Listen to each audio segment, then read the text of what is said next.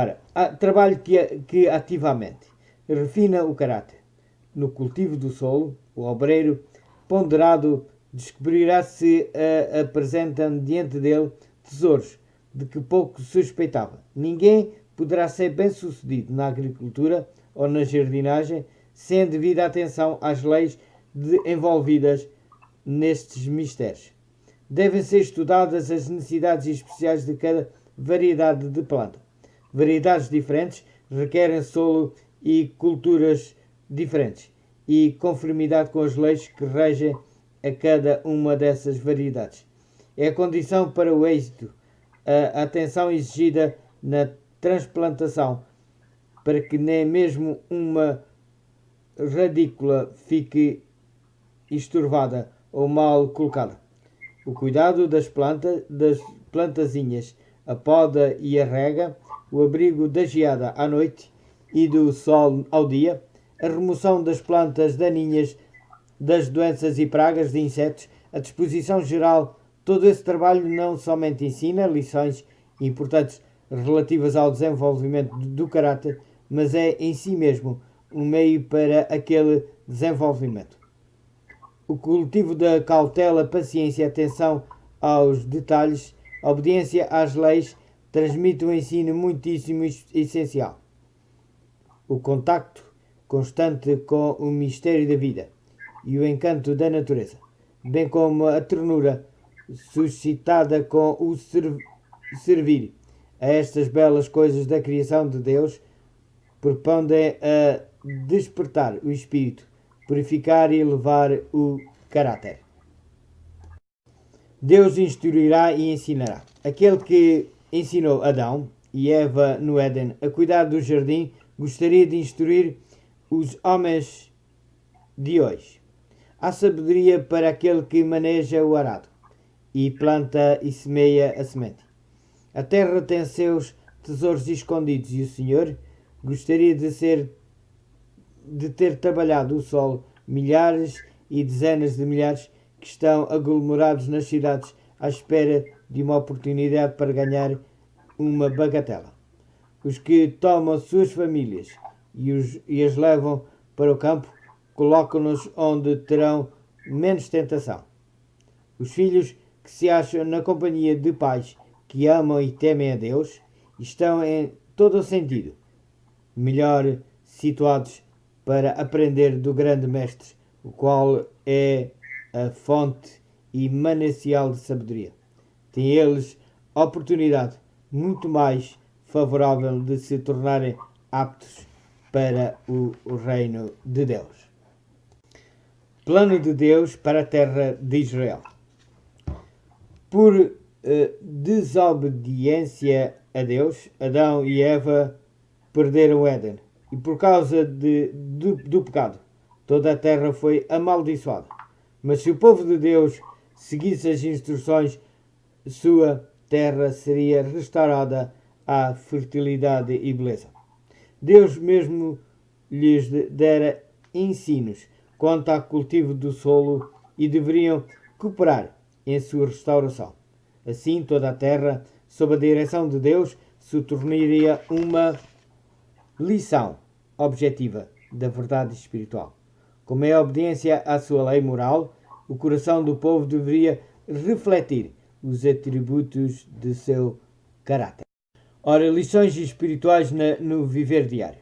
Deus nos tem rodeado do bonito panorama da natureza para atrair e interessar o espírito.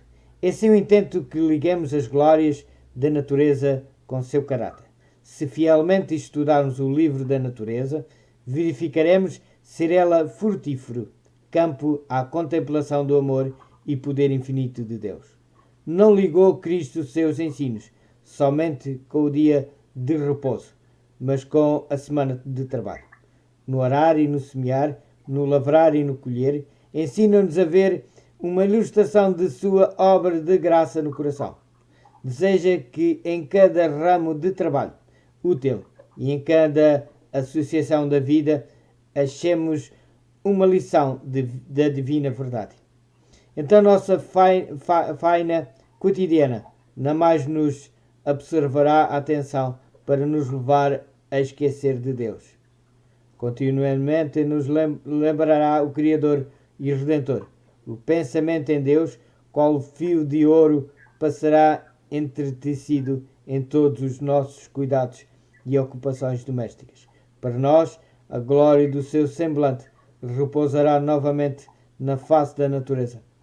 Estaremos aprendendo novas lições de verdades celestiais e crescendo à semelhança de sua pureza.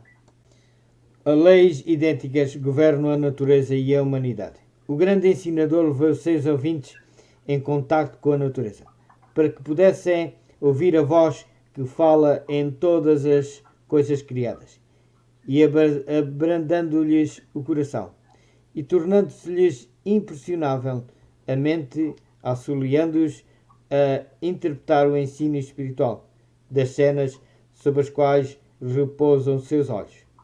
Em seus ensinos havia algo para interessar a todo o espírito, para apelar a todo o coração. Assim, a lida diária, em vez de ser mera rotina de labutas, despojada de pensamentos elevados, iluminava-se e erguia-se pelas constantes lembranças de coisas espirituais e invisíveis. Dessa maneira, devemos ensinar que aprendam as crianças a ver em a natureza uma expressão do amor e da sabedoria de Deus. Que o pensamento a respeito dele se entrelace com pássaros, flores e árvores. Que todas as coisas visíveis se tornem para elas os intérpretes do invisível. E todos os acontecimentos da vida sejam os meios para o ensino divino. Aprendendo elas, assim, as lições que há em todas as coisas criadas e em todas as experiências da vida, mostrai que as mesmas leis que dirigem as coisas na natureza e os fatos da vida são as que nos governam, que foram dadas para o nosso bem, e unicamente na obediência às mesmas podemos encontrar a verdadeira felicidade e êxito. Dei lições práticas de agricultura. Dentre as lições quase inumeráveis, devemos ensinar pelos vários processos do crescimento. Algumas das mais preciosas são apresentadas na parábola do Salvador. Sobre a semente. Contém lições para velhos e moços.